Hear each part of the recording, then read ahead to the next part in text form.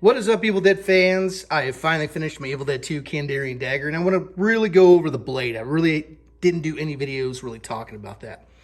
You guys have been around for the process of this. If you guys don't know the process, I have made a bunch of videos on from start to finish on making this. They are the last few videos that I did, and this is my Evil Dead 2, of course.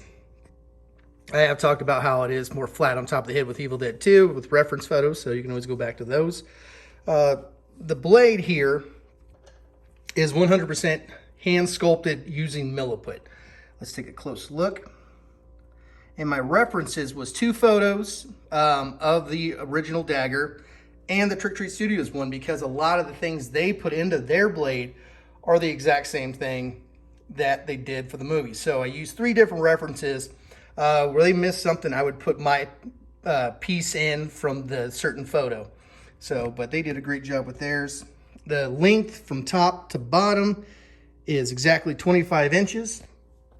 And when it comes to the bottom, let's take a look at the bottom. It's a little dusty, so I do apologize. It is sitting on an old dirty shop rag. You can see that the body goes right into the blade instead of, it's more of a swift transition instead of like, it looks like it's completely separate. So now I prefer that because that's the way it's supposed to be, really. And one thing I really like about this is I did mention before how I add a little bit of milliput to the cheeks and above the eyes. And let me show you why I did that. So you hold it like this. You can see it's a normal look, but the more you bring it down, the more menacing it is.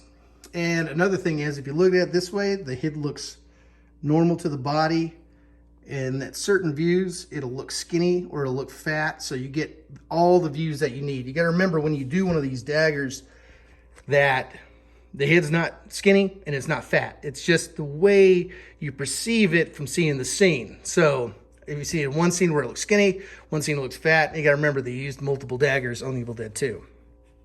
So you gotta kind of pick and choose what you wanna do. So let's take a look at the back again. Back of the blade.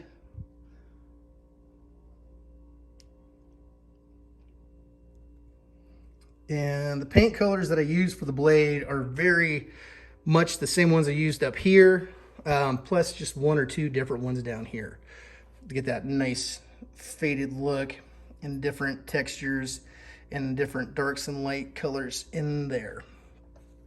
So I'm very happy with the final result. And right now I'm in the middle of designing a stand for it because I just don't want this sitting on a shelf. So instead of making a stand that just sits like this, I'm making one to where this is against my wall like this, standing up. And the reason why I want to do that is I want this thing to be looking down at me whenever I see it in the room. So stay tuned for that. I'm working on it as we speak. And when that's done, I'll show you guys. So I hope you guys like this dagger and enjoy the process. And if you're in the middle of it, have fun with it. Don't get too stressed out because it is a very in-depth process to do one properly. And I've seen other people do them to where it's just, you know, some people throw them together. Some people do take their time.